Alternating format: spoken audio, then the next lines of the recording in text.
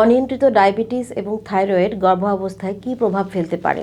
একজন ডায়াবেটিক মাদারের আগে থেকেই ডায়াবেটিস নিয়ন্ত্রণ রাখা উচিত এবং সেটা কেমন হবে যে WHO প্রোটোকল অনুযায়ী fasting blood sugar 110 milligram per DL এর কম থাকতে হবে এবং 2 আওয়ার্স আফটার ব্রেকফাস্ট বা পোস্টপ্রান্ডিয়াল যে ব্লাড সুগার সেটা 140 মিলিগ্রাম পার ডিএল এর নিচে থাকবে। হিমোগ্লোবিন A1C যেটা 3 মাসের গড় দেখি আমরা, সেটা হচ্ছে 6.5% নিচে থাকা উচিত। এখন ডায়াবেটিস যদি নিয়ন্ত্রণে রাখা হয় তাহলে দেখা যায় বাচ্চার উপর কোনো প্রভাব ফেলে না বা মায়েরও কোনো অসুবিধা হয় না। কিন্তু যদি অনিয়ন্ত্রিত থাকে সেক্ষেত্রে দেখা যায় যে মায়ের ক্ষেত্রে কিছু প্রবলেম হতে পারে, যেমন হাইপারটেনশন, এক্লাম্পসিয়া, প্রিএক্লাম্পসিয়া হতে পারে এবং গর্ভাবস্থায় যে বাচ্চা থাকে সেই বাচ্চার জন্মগত ত্রুটি হতে পারে, বাচ্চা ওজনে বেশি হতে পারে, কম হতে পারে, সময়ের আগে ডেলিভারি হয়ে যেতে পারে, যেমন প্রিটার্ম লেবার বলি আমরা, বা প্রিটার্ম বেবির অনেক সাইড ইফেক্ট আছে, সেই প্রবলেমগুলো হতে পারে।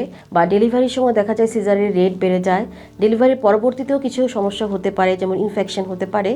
সেক্ষেত্রে ডায়াবেটিসটা আমাদের গর্ভধারণের আগে থেকেই নিয়ন্ত্রণে রাখতে হবে এবং গর্ভধারণের সময়, গর্ভধারণের পরে সব সময় আমাদের নিয়ন্ত্রণে রাখতে হবে।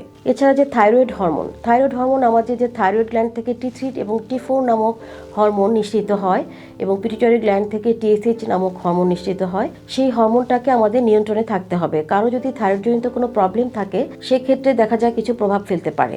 যেমন যদি হাইপোথাইরয়েডিজম থাকে তখন দেখা যায় যে মাসিক অনিয়মিত হয়, ওভুলেশন হয় না, ইনফার্টিলিটি হয় বা বাচ্চা আসতে দেরি হয়।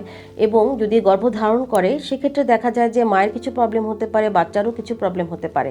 মায়ের যেমন হতে পারে যে এক্লাম্পসিয়া, প্রিএক্লাম্পসিয়া হতে পারে এবং বাচ্চার ক্ষেত্রে দেখা যায় যে বাচ্চার গ্রোথে হ্যাম্পার হয় এবং বাচ্চার যে বুদ্ধি বিকাশে প্রবলেম হয়ে থাকে।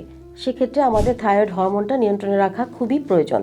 আর যদি হাইপারথাইরয়েডিজম থাকে সেক্ষেত্রেও দেখা যায় যে মাসিক অনিয়মিত হয়, ওভুলেশনে হ্যাম্পার হয় এবং গর্ভধারণেও প্রবলেম হয়, ইনফার্টিলিটি হয়ে থাকে, বাচ্চা আসতে দেরি হয়।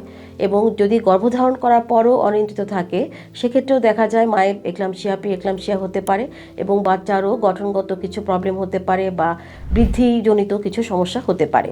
সেক্ষেত্রে আমাদের গর্ভধারণের আগে থেকেই থাইরয়েড হরমোনটা নিয়ন্ত্রণে রাখতে হবে। যেমন TSH হরমোন আমাদের 2.5 মিলি ইউনিট পার লিটার এর নিচে থাকবে, এভাবে করে নিয়ন্ত্রণ রাখতে হবে। আর যদি কোনো প্রবলেম হয় সেক্ষেত্রে আমরা অবশ্যই ডাক্তারের পরামর্শ নেব। ধন্যবাদ।